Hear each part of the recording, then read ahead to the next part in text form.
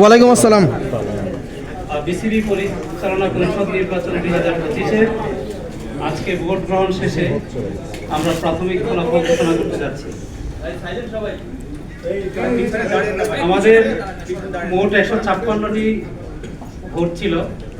সে 156টি ভোটের মধ্যে থেকে প্রদত্ত ভোট হচ্ছে 115টি, অর্থাৎ ভোট প্রদানের হার হচ্ছে 73.71%। ক্যাটাগরি 1, যেটা জেলা এবং বিভাগীয় পর্যায়ে, সেখানে মোট ভোটার হচ্ছে 35 এবং প্রদত্ত ভোট 30।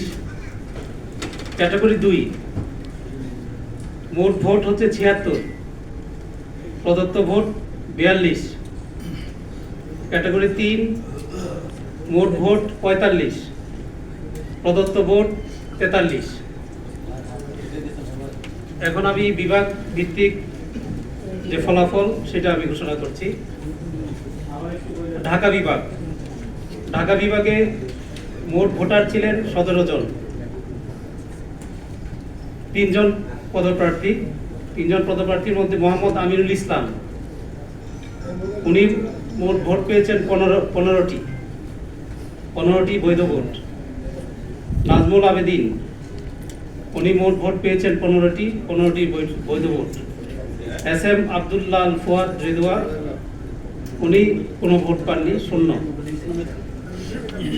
সুতরাং প্রাথমিকভাবে মোহাম্মদ আমিনুল ইসলাম এবং নাজমুল আবেদিন ঢাকা বিভাগীয় ক্যাটাগরিতে নির্বাচিত ঘোষণা করা হয়।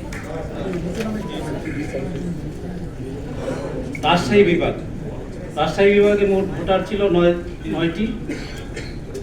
সেখান থেকে 3 জন পদপ্রার্থী ছিলেন। তার মধ্যে থেকে মোহাম্মদ হাসিবুল আলম, উনি 0 ভোট পেয়েছেন।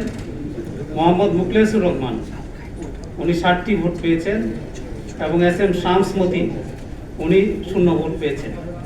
এই ক্যাটাগরিতে একটি পদের বিপরীতে মোহাম্মদ মুখলেসুর রহমানকে 7 ভোটে বিজয়ী ঘোষণা করা হলো প্রাথমিকভাবে।